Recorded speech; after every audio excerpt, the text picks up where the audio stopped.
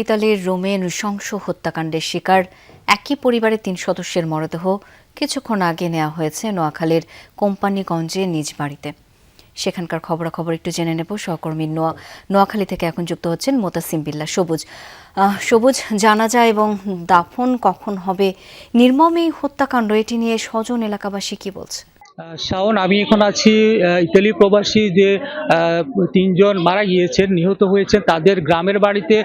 এখন থেকে ঠিক ১ ঘন্টা আগে নিহতদের বহনকারী যে ফ্রিজিং অ্যাম্বুলেন্স সেটি এসে পৌঁছেছে এবং আসলে এর পরপরই এখানে একটি হৃদয় বিদারক দৃশ্যের অবতারণা হয়। সকাল থেকে এখানে তাদের স্বজন, এলাকাবাসী, শত শত মানুষ এসে ভিড় করছেন শেষবারের মতো তাদের স্বজনকে, তাদের এলাকার সন্তানকে দেখার জন্য।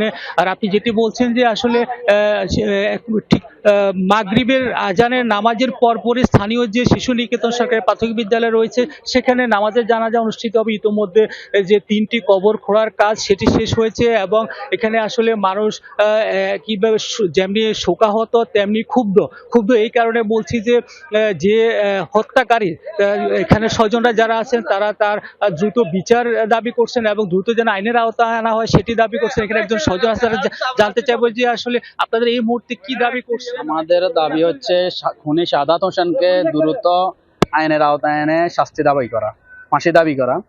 সেই পৃথিবীর যে কোনো দেশে থাকুক, আমি বাংলাদেশ সরকারের কাছে আবেদন করব যাতে করে বাংলাদেশ সরকার ইটালি সরকারের সাথে কমিউনিকেশন করে এই খুনিকে আইনের আওতায় এনে কারো মায়ের বুক যাতে করে এভাবে খালি না হয় এ ব্যবস্থা করা এবং ভবিষ্যতে মানুষ সেখান থেকে যাতে করে শিক্ষাও নিতে পারে যে খুনি কোনো দলের বা কোনো দেশের কোনো ব্যক্তির পরিচয় যাতে করে লুকিয়ে থাকতে না পারে।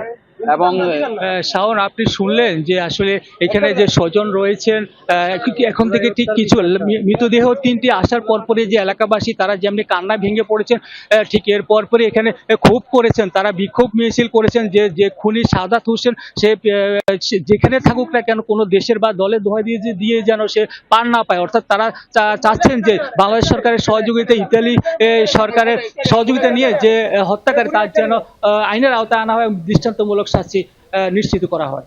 শাওন। সবুজ, ধন্যবাদ আপনাকে।